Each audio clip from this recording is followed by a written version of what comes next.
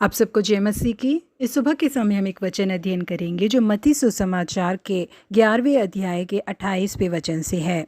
हे सब परिश्रम करने वालों और बोझ से दबे हुए लोगों, मेरे पास आओ, मैं तुम्हें विश्राम दूंगा। एक मिशन स्कूल में पढ़ने वाले दो बच्चे अपने क्लास में बहुत ज्यादा शैतानी कर रहे थे, इसलिए उनके क्लास टीचर ने उनसे कहा कि वो जाकर पहले प्रिंसिपल से मिलकर उनसे कुछ बातें कर कर आए, तभी वो क्लास में आ सकते हैं। उन दोनों ही बच्चों के लिए ये कोई नई बात नहीं थी, क्योंकि वो हमेशा ही कोई ना कोई शैतानी कर कर प्रिंसिपल के कमरे में जाते थे और वहां से वापस लौट कर आ जाते थे। प्रिंसिपल ये बात जानते थे कि इन दोनों ही बच्चों को परमेश्वर की जरूरत है, इसीलिए उन्होंने उन दोनों में से एक बच्चे को अपने कमरे के अंदर बुलाया और उसे फर्श पर बिठाया। प्रिंसिपल ने उस बच्चे से कहा, मैं तुमसे एक सवाल पूछूंगा जिसका जवाब तुम्हें बहुत ही ईमानदारी से देना होगा। बच्चे ने भी अपना सिर हिलाते हुए उन्हें हाँ कहा। उन्होंने पूछा, वेयर इज गॉड? जैसे ही प्रिंसिपल ने इस सवाल को पूछा, बच्चा बहुत ज्यादा घबरा गया। बच्चे को समझ नहीं आ रहा था कि वो क्या जवाब दे, इसीलिए वो खामोशी से बैठा रहा। बच्चे के चेहरे पर डर साफ नजर आ रहा था, लेकिन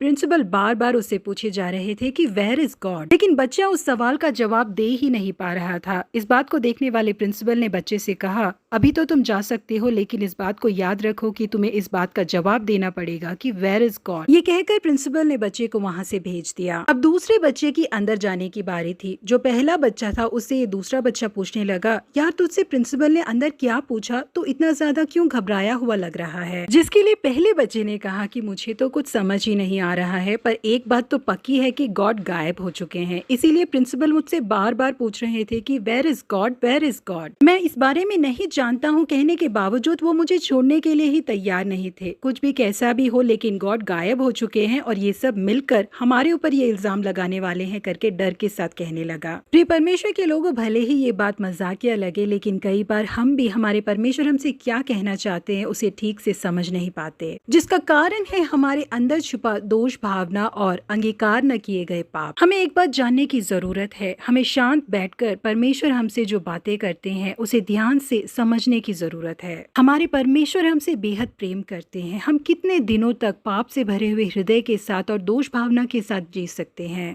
के बदले यदि हम परमेश्वर के पास आकर अपने पापों का अंगीकार करते हैं तो वो हमारे पापों को क्षमा करके अपने पुत्र पुत्री के रूप में हमें ग्रहण करते हैं। जिस समय यीशु मसीह को गिरफ्तार किया गया, उनके चेलों में से एक पतरस ने एक नौकरानी के सामने कसम खाकर कहा कि यीशु मसीह को नहीं जानते हैं और उन्हें श्राप भी दिया। पतरस के यीशु मसीह को 3 बार इनकार करने के बाद यीशु मसीह ने मुड़कर उन्हें देखा। उस नजर का क्या मतलब था, पतरस फौरन समझ गए। वो जाकर बिलक बिलक कर रोने लगे और परमेश्वर से माफी प्राप्त की। उसके बाद पतरस ने सब लोगों के सामने यीशु मसीह के बारे में हिम्मत के साथ प्रचार किया। जी हाँ प्रिय परमेश्वर के लोगों, यदि हम भी अपने पापों को स्वीकार करें तो परमेश्वर हमारे पापों को क्षमा करके हमें एक नया जीवन देने के लिए तैयार हैं। इसलिए हमें आज के बाद एक अशुद्ध दिल के साथ और दोष भावना के साथ जीने की जरूरत नहीं है, क्योंकि जब हम उनके पास आएंगे तो वो हमारे पापों को धो के हमें विश्राम देंगे। इसलिए परमेश्वर हमसे जो कहना चाहते हैं हम उसे समझें और अपने पापों की क्षमा प्राप्त करें, तब हमें निश्चय ही विश्राम प्राप्त होगा। प्रभु आप सबों को आशीषित करे। Have a blessed day.